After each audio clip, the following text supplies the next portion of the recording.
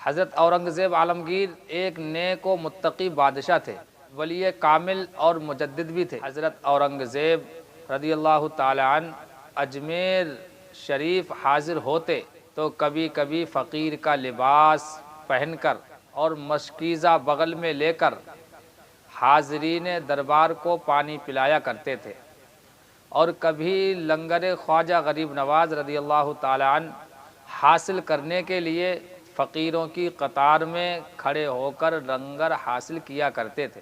ایک مرتبہ کسی شخص نے عرض کیا کہ آپ قطار میں نہ کھڑے ہوں، میں لنگر حاضر کر دیتا ہوں۔ تو بادشاہ اورنگزیب رضی اللہ تعالی عنہ نے فرمایا کہ ہند کے راجہ حضرت خواجہ غریب نواز رضی اللہ تعالی عنہ کے فقیروں کے بیچ کھڑے ہونے سے مجھے امید ہے کہ کل بروز قیامت خواجہ غریب نواز رضی اللہ تعالی عنہ اپنے غلاموں میں شامل فرما لیں گے تو میری نجات و بخشش کا سامان پیدا ہو جائے گا۔ اورنگزیب رضی اللہ تعالی عنہ نے یہ بھی فرمایا کہ تم ان فقیروں کو کیا سمجھتے ہو؟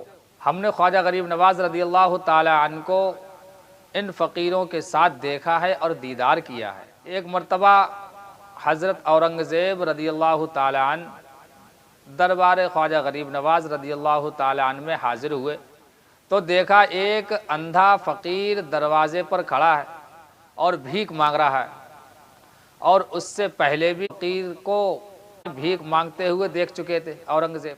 حضرت عالمگیر رضی اللہ تعالی عنہ ارشاد فرمایا کہ تم کتنے سال سے اس بارگاہ میں حاضر ہو؟ اس فقیر نے جواب دیا 2-3 سال ہو گئے ہیں۔ حضرت اورنگزیب عالمگیر رضی اللہ تعالی عنہ نے فرمایا بارگاہ خواجہ رضی اللہ تعالی عنہ میں تمہاری حاضری کا مقصد کیا ہے؟ اس اندھے فقیر نے جواب دیا اندھا ہوں، خواجہ کی بارگاہ میں آنکھ لینے آیا ہوں۔ یہ سن کر بادشاہ عالمگیر رضی اللہ تعالی عنہ نے پرجلال آواز میں فرمایا کہ پھر تم کو آنکھ کیوں نہیں ملی؟ تم ابھی تک اندھے ہو اور 2-3 سال سے آنکھ مانگ رہے ہو۔ اے اندھے فقیر، کان کھول کر سن لے، میں ہندوستان کا بادشاہ اورنگزیب عالمگیر ہوں۔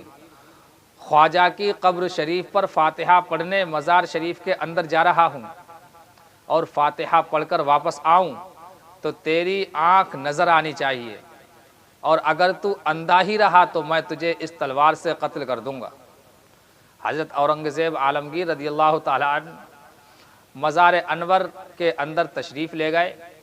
ادھر یہ اندھا فقیر جان جانے کے خوف سے بلک بلک کر روتا ہوا فریاد کرنے لگا اے ہمارے خواجہ غریب نواز رضی اللہ تعالی عنہ، اب تک تو میری آنکھ نہیں تھی، اب اگر میری آنکھ نہیں آئی تو آنکھ میری جان تک چلی جائے گی، کرم کر دو، رحم کر دو اور میری آنکھ عطا فرما دو۔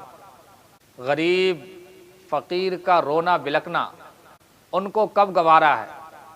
اللہ تعالیٰ کی قدرت سے اور خواجہ غریب نواز کی نگاہ کرم سے وہ فقیر آنکھ والا ہو گیا۔ حضرت اورنگزیب عالمگیر فاتحہ پڑھ کر اور دعا مانگ کر جب واپس تشریف لائے تو کیا دیکھا کہ وہ اندھا فقیر اب اندھا نہ رہا بلکہ آنکھ والا ہو چکا ہے۔ حضرت اورنگزیب عالمگیر رضی اللہ تعالی عنہ نے اس فقیر سے فرمایا اگر تم کو آنکھ نصیب نہ ہوئی ہوتی اور تو اندھا ہی رہتا تو بھی میں تم کو قتل نہیں کرتا، اور جو میں نے تم کو قتل کرنے کے لیے کہا تھا وہ صرف اس بات کو معلوم کرنے کے لیے تھا کہ تم نے خواجہ غریب نواز رضی اللہ تعالی عنہ سے خلوص و محبت سے تڑپ کر مانگا تھا یا نہیں۔ پہلی بار روتے ہوئے بھیگی پلکوں کے ساتھ فریاد کی اور آنکھ عطا ہو گئی۔ مشہور عاشق رسول بزرگ حضرت شیخ عبدالحق محدث دہلوی رضی اللہ تعالی عنہ دربار خواجہ غریب نواز رضی اللہ تعالی عنہ میں حاضری کا واقعہ اپنی کتاب میں تحریر فرماتے ہیں کہ میں اجمیر شریف میں خواجہ غریب نواز کے روضہ اقدس پر حاضر ہوا اور بارگاہ خواجہ غریب نواز رضی اللہ تعالی عنہ میں عرض کیا کہ اے خواجہ غریب نواز رضی اللہ تعالی عنہ، میں اپنا تمام علم آپ کی چوکھٹ کے باہر چھوڑ آیا ہوں، یہ دامن خالی ہے، آپ جو چاہیں عطا فرما دیں۔ خواجہ غریب نواز رضی اللہ تعالی عنہ کی بارگاہ کرم میں امام و مجدد اور محدث، قطب و ابدال اور ولی سب سائل و بھکاری نظر آتے ہیں۔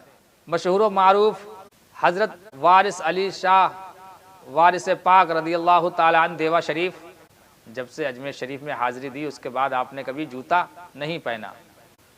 خواجہ غریب نواز کو اللہ تعالیٰ نے کس قدر عظمت و بزرگی سے نوازا ہے۔ مست و مجذوب بزرگ اجمیر شریف کے شہر پاک کی قدر و منزلت کو پہچانتے ہیں اور اس شہر خواجہ میں جوتا چپل پہننا بھی ادب و احترام کے خلاف سمجھتے ہیں۔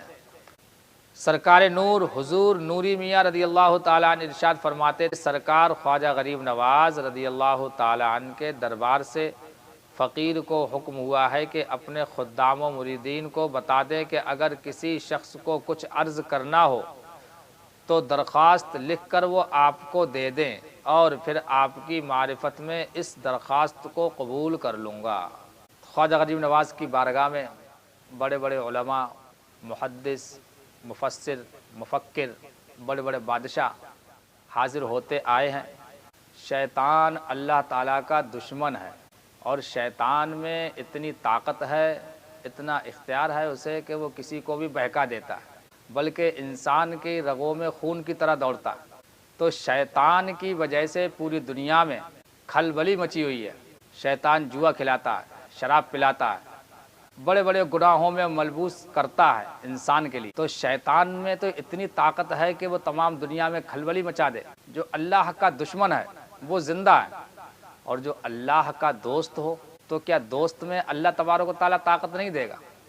یعنی ہم شیطان میں تو طاقت مانتے ہیں، اور پھر اللہ تبارک و تعالیٰ نے اپنے دشمن کو اتنی طاقت دے دی ہے، تو اللہ تبارک و تعالیٰ اپنے دوستوں کو کتنی طاقت سے نوازے گا۔ کہ جو اللہ کے دوست ہیں ان میں اللہ تبارک و تعالیٰ کی قدرت سے، اللہ تعالیٰ کی دین سے وہ ہماری مدد فرماتے ہیں اور مدد فرماتے رہیں گے۔